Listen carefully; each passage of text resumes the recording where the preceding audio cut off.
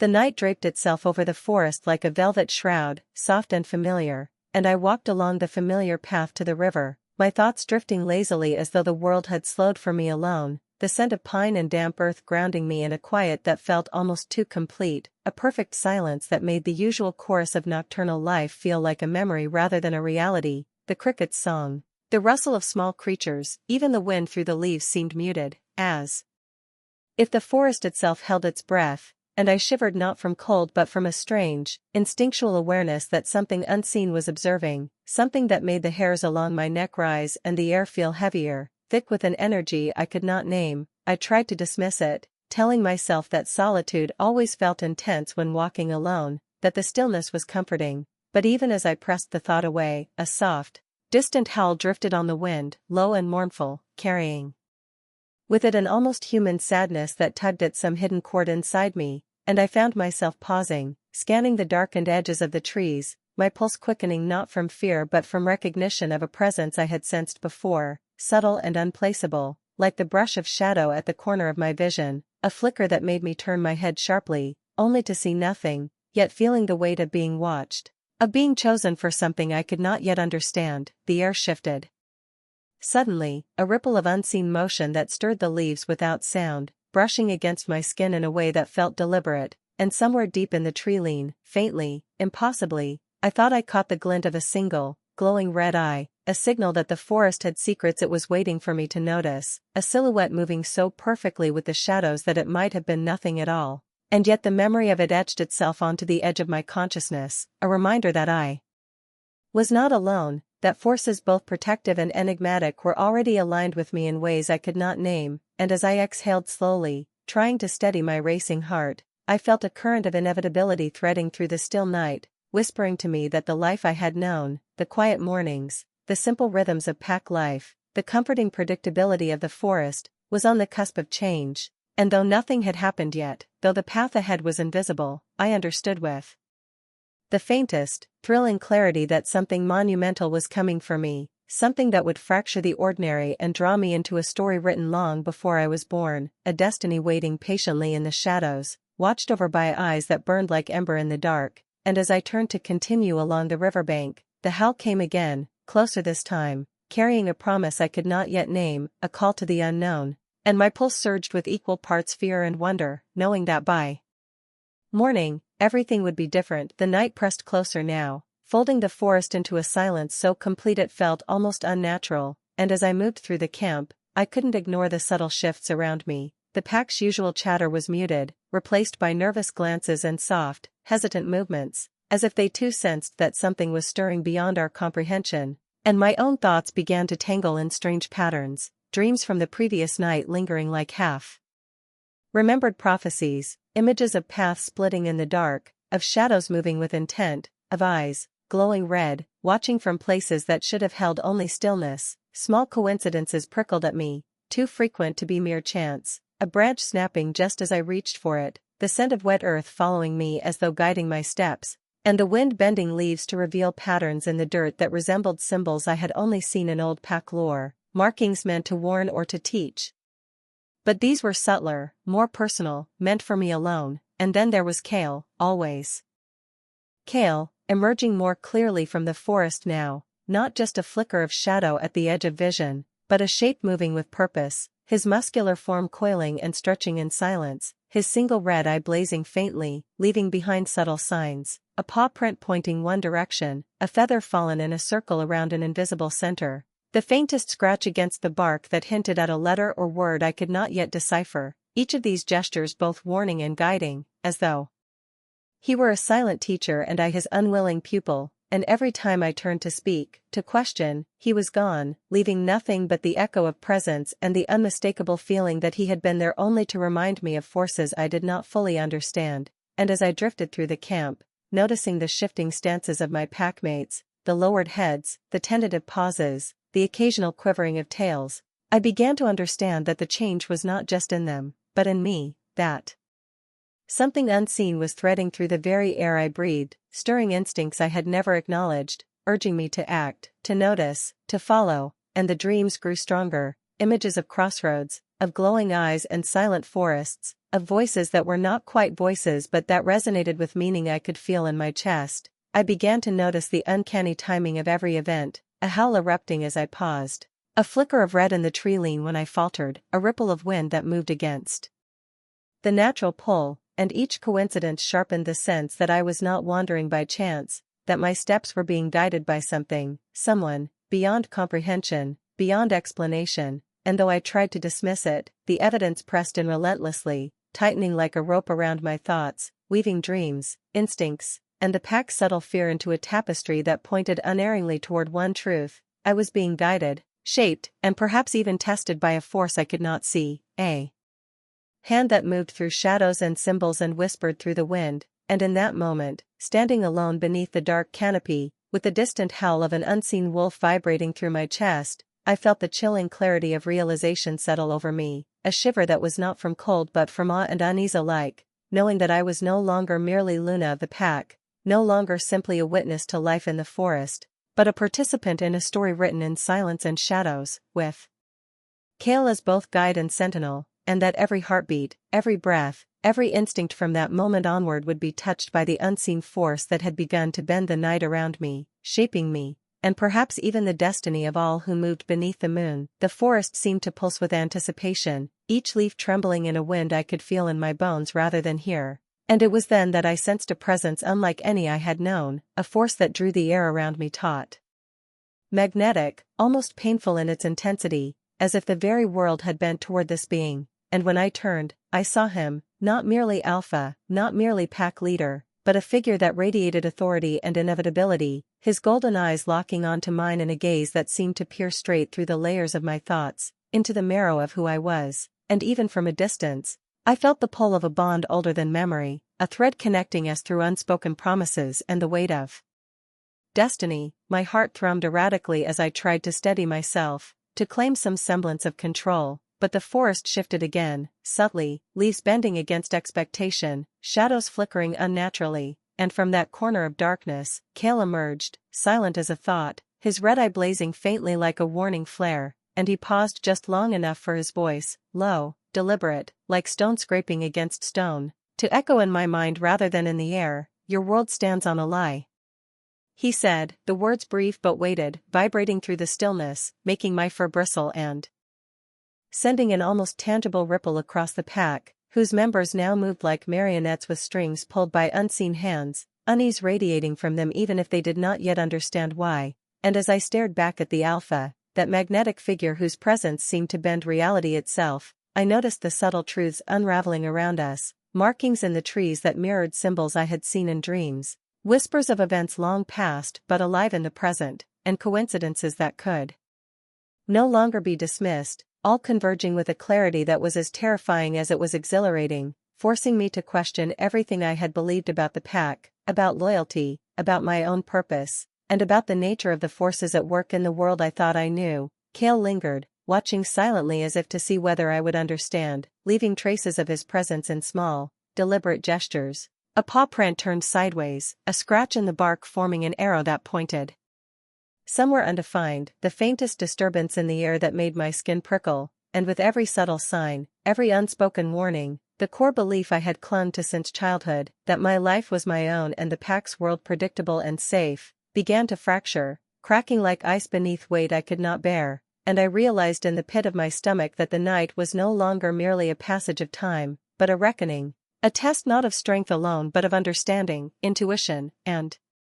courage. And as the alpha's gaze remained locked on mine and Kale receded once more into shadow, I felt the chilling, thrilling pull of inevitability tightening around me, knowing with a sudden, sharp clarity that nothing I had trusted about my life, about the rules that governed our world, or about the bonds I thought unbreakable could withstand the truth that was beginning to surface, and that the foundation of everything I had believed might crumble beneath my feet before the night was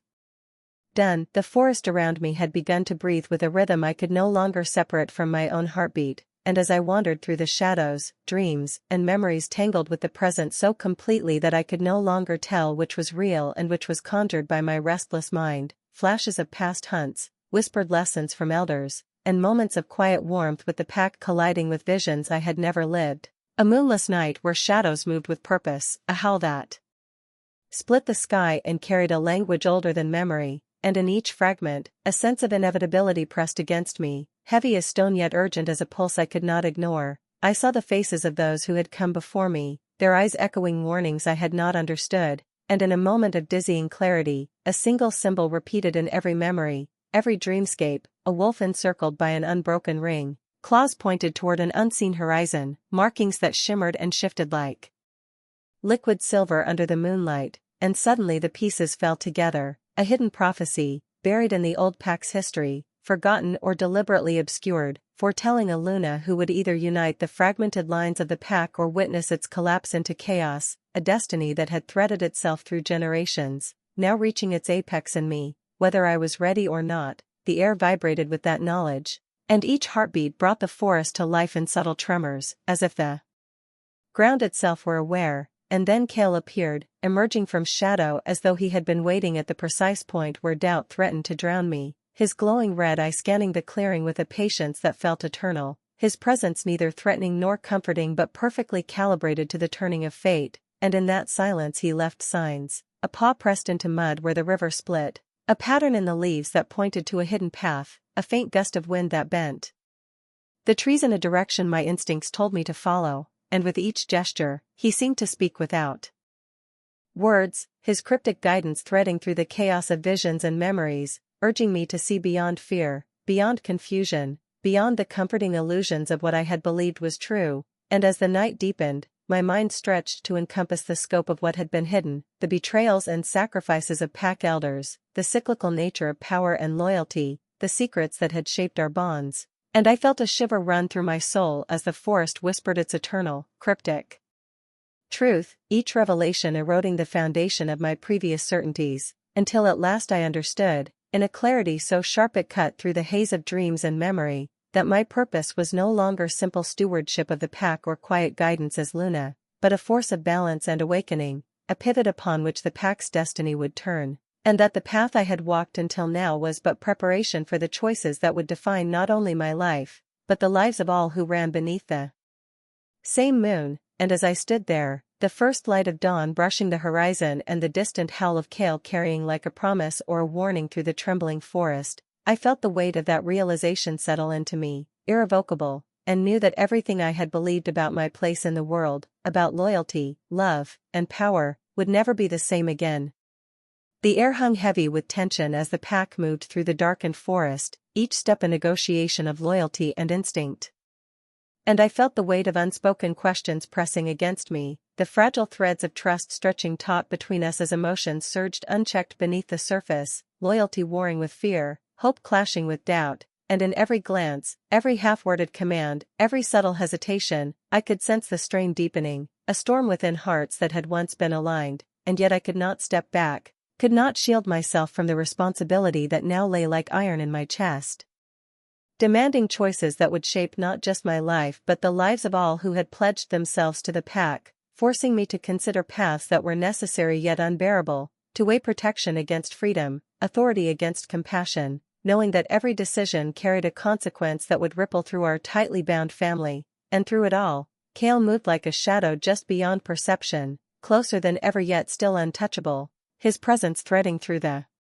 periphery of my awareness like the slow inhale of destiny itself, a silent pulse behind every heartbeat, a guiding weight that shaped my instincts even when I refused to acknowledge it, and in those moments when the forest seemed to press in from all sides, when the eyes of the packmates I had known my whole life stared at me for answers I could barely form, I felt his gaze settle on me, unwavering, ancient, patient, and I understood that his purpose was not to intervene but to ensure that the choices I made were born from my own courage, from the truth that could no longer be hidden from me. The storm grew, and with it came a moment of impossible clarity, as one of the Omega's mistakes, a misstep born of inexperience and fear, threatened to unravel all that we had built together, and I had to act swiftly, firmly, but without harm, guiding without force, protecting without dominance, and in doing so I realized with a pang that even my closest companions would need to bear consequences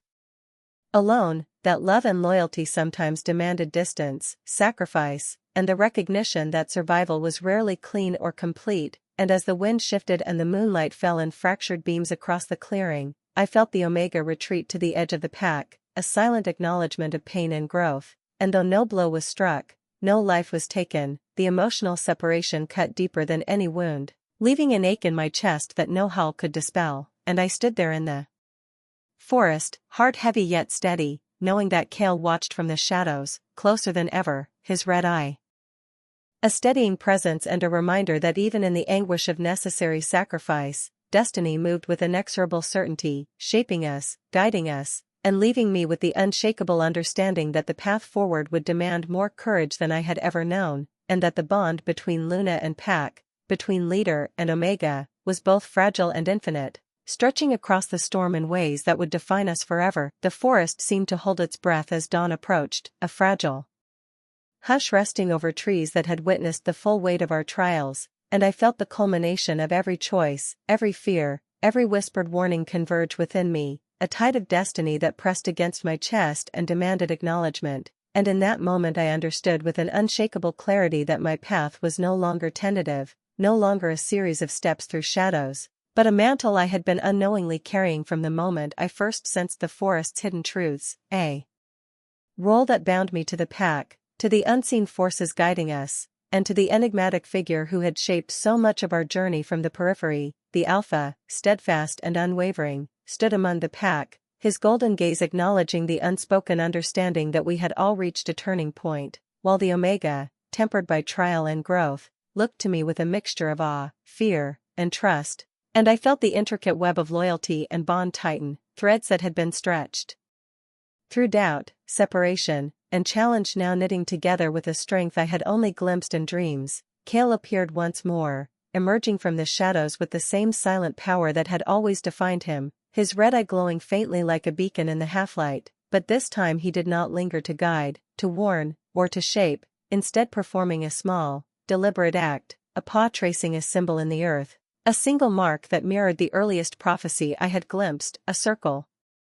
enclosing a line, a sign both ending and beginning, a gesture that spoke of secrets kept and lessons learned, and then he was gone, dissolving into the forest as effortlessly as smoke, leaving nothing but the echo of his presence and the lingering knowledge that some forces are meant to be understood only in retrospect. I stood amidst the pack, breathing deeply as the first shafts of sunlight pierced the canopy, painting the leaves with golden shadow, feeling the gentle rise and fall of the